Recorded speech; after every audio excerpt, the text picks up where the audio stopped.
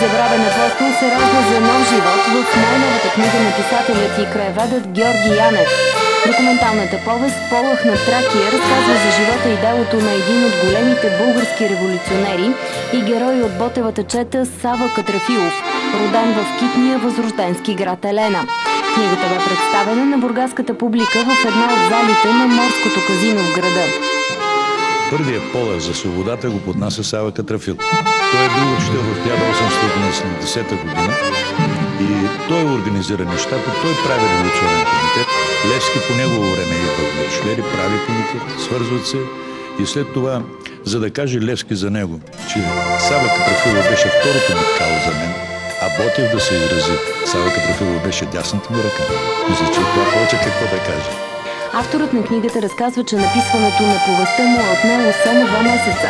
Материалите обаче са събирани с години. Писателят се е старал максимално да се придържа към историческите факти. Затова и жанрът, в който е написана книгата, е документална повест. Лексиката, която използва Янев, е изключително интересна. В края на самата книга има и речник на използваните диалектни думи. За такъв човек много трудно се пише, защото революционната дейност на много места дават предположение къде е бил, що е бил. Аз се родих толкова много, че още ми е трудно да уточня някои неща къде е бил. Той е ходил и в цяла България. Сред гостите на представането на книгата бе и правнукът на Сава Катрафилов.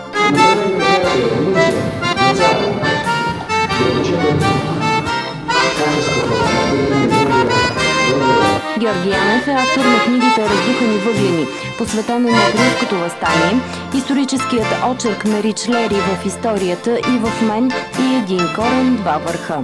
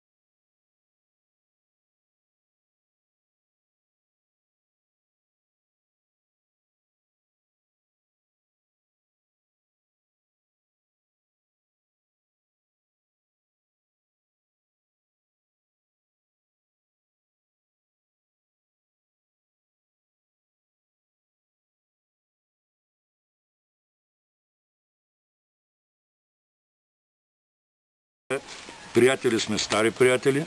Поет. Да. Има около 7-8 стихосбирки. Много стихосбирки има написани. Много съм злеял с поезията. Но сега ще чуем. В различни изяви, които съм участвал тук и в Димитровград, установих, че четенето на поезия изисква особено наглас. да. Много от хората, даже наскоро и в Милисери имаше едно представяне по случай моята 70 годишна и последна стихосбирка рецензитал. Не могат да хванат интонацията на намереното слово. Като мереното слово е нещо различно от прозаичното слово. Значи прозата може да се чете всякак, просто като някакъв документ. Като роман. Поезията нещата са след малко по-другояче. Ще ми извините малко, че ще ви отнема време. Моля, удоволствието е наше. Спокойно, не се притеснявайте. Ако трябва да преместя чадъра да направя сянка малко. Не. Добре. Чудесно. По-близо до Вие слънцето. сте морски хора, аз това го По-близо до знам. слънцето. И така да прочетем, за да сме силни. Приятели и почитатели на писаното слово. Пред нас е една книга, малка по обем, но голяма по въздействие и възбуждащо вълнение. Една книга, която обжарва чувствата ни и ни прави по-добри и по-отговорни. Една книга, която грабва и ни праща в миналото и ни вълнува в настоящето. Поне за мен е така. Една книга изповед. Една книга Евангелие. Една книга на книгите, измествайки всичко писано до сега за тъй наречения преход. Този преход, който преживяхме, изобщо, мое частно мнение, няма литература. Разни изгъзъци и какви истории за убийства, изнасилване, разголване на момичета и каквото си дойде на ума. Престъпно въздействие върху човешкия ум. Да, значи облъчване на човешкото съзнание с цел неговото замъгляване. Замъгляват ме. Да, точно така.